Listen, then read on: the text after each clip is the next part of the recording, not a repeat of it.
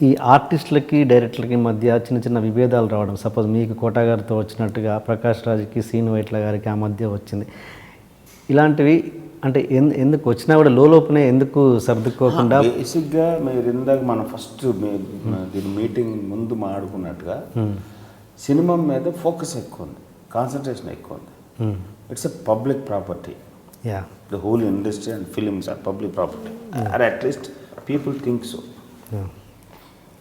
And ఆ fascination, ఆ glamour, ఆ ఫోకస్, కాన్సన్ట్రేషను, క్యూరియాసిటీ అందరికీ ఉంది కాబట్టి అక్కడ జరుగుతున్న ప్రతి విషయం మ్యాగ్నిఫైగా కనపడుతుంది. ఇది first thing. Second thing, within this is an industry which manufactures, sells and buys emotions.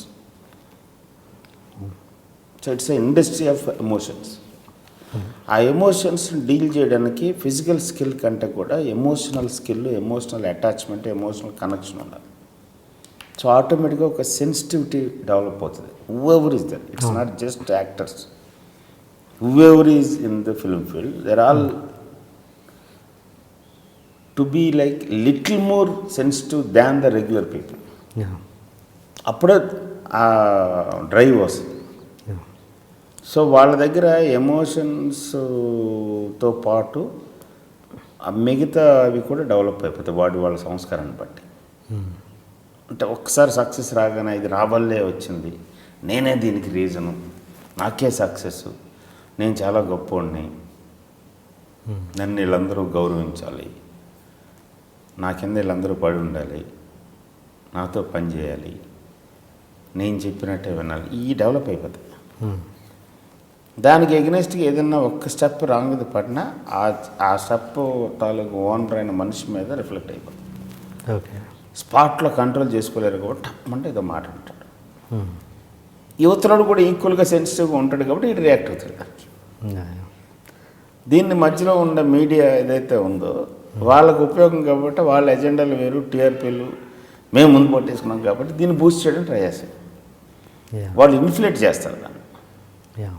అది ఇన్ఫ్లేటెడ్గా కనపడుతుంది బయట. పొద్దున వైట్ల సీను ప్రకాష్ రాజ్ కొట్టేసుకున్నారండి. కట్ చేస్తే 1 month తర్వాత ప్రకాష్ రాజ్ బర్త్డేలో వాళ్ళిద్దరు హక్ చేసుకున్నారు. అది ఎవడు రాయడు, because that is not interested. అది మీ విషయంలో మీకు ఎప్పుడు జరగలేదు అది ఏంటి అంటే నా వల్లే సినిమా అన్నది మీరు ఎప్పుడు ఫీల్ అవ్వలేదు? బికాజ్ ఎప్పుడు బాస్ దగ్గర ఉన్నాం కాబట్టి బాస్ దగ్గర ఎప్పుడు చూడలేదు అలా. Those kind of silly things, small things. Okay, Shiva లాంటి ఒక పాత్ బ్రేకింగ్ ఫిలింకి డైరెక్టర్ అయినా సరే శివ చేస్తున్నప్పుడు ఎలా ఉన్నాడు అలాగే ఉన్నాడు. ఓకే, దాన్ని ఒంటి మీదకి ఎక్కించుకోలేదు, మైండ్లోకి ఎక్కించుకోలేదు.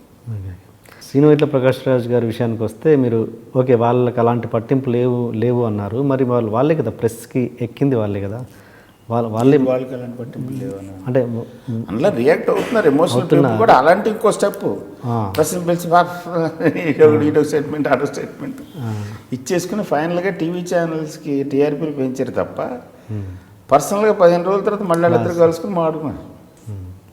You are watching iDreammedia.com. Please subscribe it.